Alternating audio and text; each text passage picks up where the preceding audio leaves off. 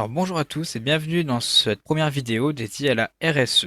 Dans cette capsule vidéo, nous allons faire la différence entre les différentes scopes 1, 2 et 3.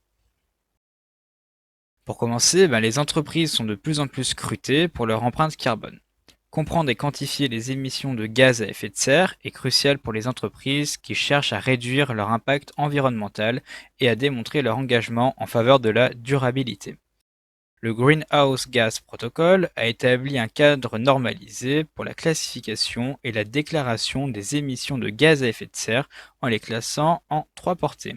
C'est ce qu'on appelle les scopes, donc 1, 2 et 3. La première scope concerne les émissions directes et contrôlées.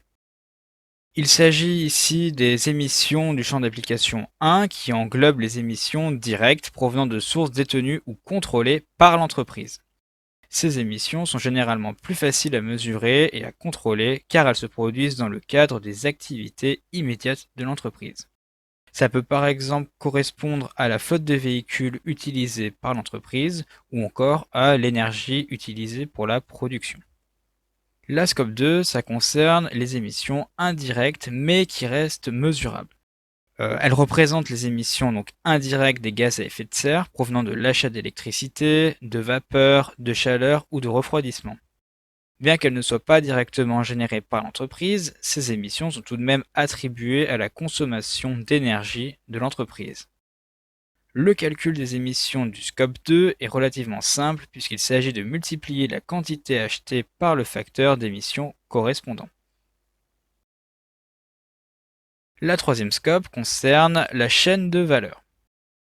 Alors, elles englobent toutes les autres émissions indirectes des gaz à effet de serre qui se produisent dans la chaîne de valeur d'une entreprise.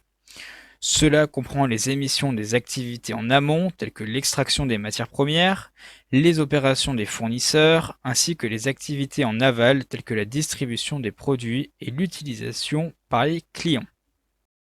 Alors, quelques-unes de ces émissions comprennent des émissions donc liées aux matières premières et au transport, celles liées aux activités des fournisseurs, à la distribution des produits ou encore à l'élimination des produits.